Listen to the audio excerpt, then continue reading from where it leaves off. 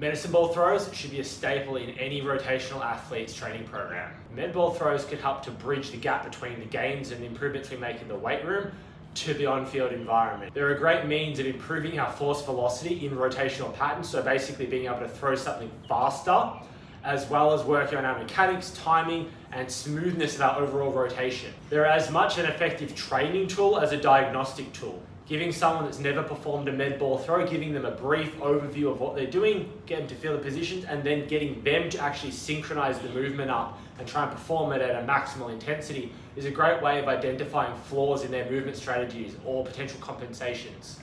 Some of my favorite med ball throws that I use with a lot of my athletes, whether that be sort of rotational based or more people that just want to be athletic and continue to move well, are off hip throws, both left and right side, shot put throws, both left and right side, sort of stationary chest passes, as well as 45-degree leaning chest passes, and rear underhand throw.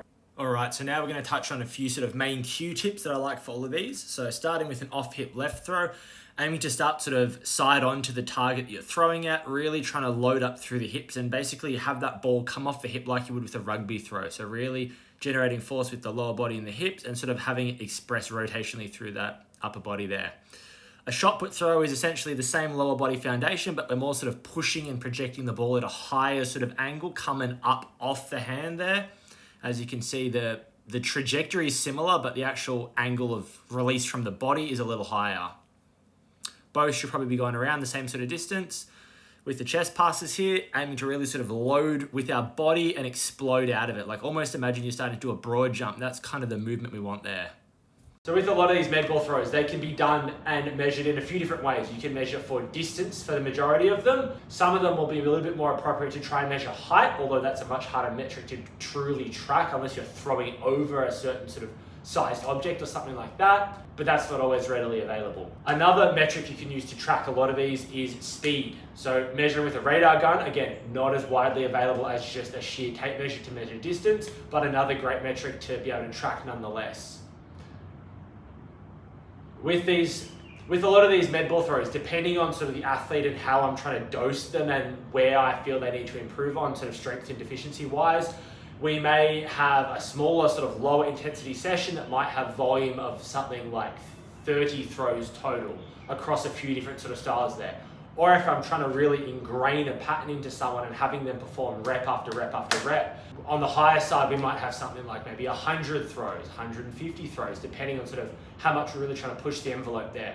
There is no sort of magic number. What everyone needs is going to be quite individual to that person specifically. So experimenting with different rep ranges, different weights, as not all are basically going to produce the same amount of power. With all of these different med ball throws, they're going to produce different amounts of power, and therefore the weight of the med ball that you're actually throwing is going to have a big impact. For something like an off-hip right throw, I would say something in the range of a 2 to 4 kilo is going to work quite well. You could be able to push up to 5, 6, 7, probably even 8, 9, but it really depends on targeting the speed and sort of output of power that you're actually looking for. So for example, if I've got a very strong athlete in sort of traditional strength lifts, but really struggles to actually move quite quickly and takes a while to generate force, I might have them basically just grinding away, trying to produce maximal power with quite a light med ball to have them move uninhibited and quite fast.